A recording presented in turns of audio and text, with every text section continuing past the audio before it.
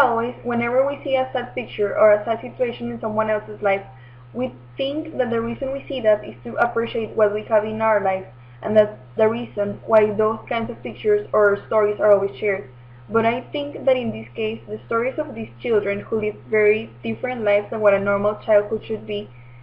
do not only include the message of why we are so lucky, but also the message of how far humans can get and steal things that are a gift to other people. By this I mean childhood, because childhood is a gift, and I think that these pictures are clearly showing examples of how childhood is being stolen from several human beings. To me, the saddest out of all the pictures with a tree I chose to put in my video because I think those three clearly show how childhood was stripped from three little persons. The first one being the girl from Brazil who was pregnant at 14, the second being a girl who's a master at karate, and the third one being the boy who only thinks about money and wants to become a lawyer just like his dad. I think that those three kids have especially sad lives because they've been forced into adulthood and they've been forced into behaving like something that they should not be wanting to behave, and especially because they're being stripped from the most wonderful time of their lives. So I will especially focus on talking about those three cases. The first picture that really shocked me was the girl from Brazil who was pregnant at age 14, and what really impressed me was that she was pregnant by her third child, which is really sad because I think that pregnancy is something that's really important and really heavy for a girl to carry. So not only is she being stripped from the chance to have a happy life and to enjoy herself, but she's also being forced into a very big responsibility that will not go away, like just go away. Secondly, I think it's really sad the attitude of her mother that she only got to sleep on the bed when she was in her late stages of pregnancy. So this is really a selfish attitude, and I'm actually kind of mad at her mother for, first of all, for knowing that her 14-year-old daughter is pregnant and not being mad about it. Secondly, by not giving her the chance to have a proper sanitation and proper care, and only letting her sleep on a bed when it's in most crucial stages. So I think that this is really and clearly the responsibility of that girl's parents, and I think that therefore she's a victim, and this is really sad. However, in my opinion, we don't have to go as far as to seeing a pregnant child say that that's being child abusive and we're taking years of their childhood years.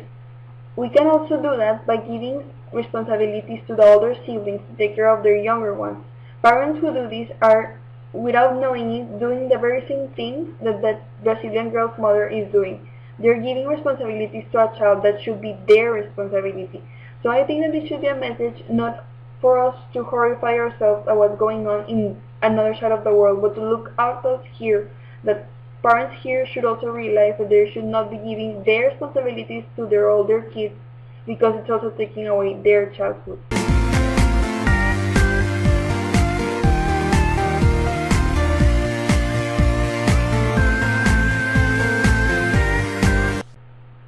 Secondly, I chose the girl Samantha from New York because to me she represents perfectly my second idea of parent-child abuse, which I would like to call parents shining through their kids. Or in other words, I mean those parents that give excessively hard tasks to their children or allow them to take excessively hard tasks because they feel themselves to be proud with what their child is accomplishing. To me, this is a perfect form of child abuse because those parents are clearly ignoring the fact that their child are wearing themselves up by doing hard tasks that they should not do by their ages. For example, this little girl who can only think about karate is clearly an example of an obsession which is somehow or partly fed by her parents. So I clearly also think that this is a form of parent abuse and that we do not see it sometimes in our Western Hemisphere perception because we think that as long as the child is being properly fed, properly taken care of, and has a nice house to live in, that child automatically is not suffering from abuse, but it's not always that way. I also think that this type of parents are guilty of stripping of childhood of kids because I know mothers like this. I remember there was this girl in elementary who would be afraid and shaking every time we got the report cards because she was afraid that her 95 wasn't enough for her mother. She was afraid that her perfect grades weren't enough for her parents, and I could see the fear in her face every time this thing happened. So I know firsthand how this looks, and I can say that I am mad at those parents by doing this to their child because they are being horrified at stories that happen in the other side of the world while they themselves are doing the very same thing, which is stripping of childhood of a little kid.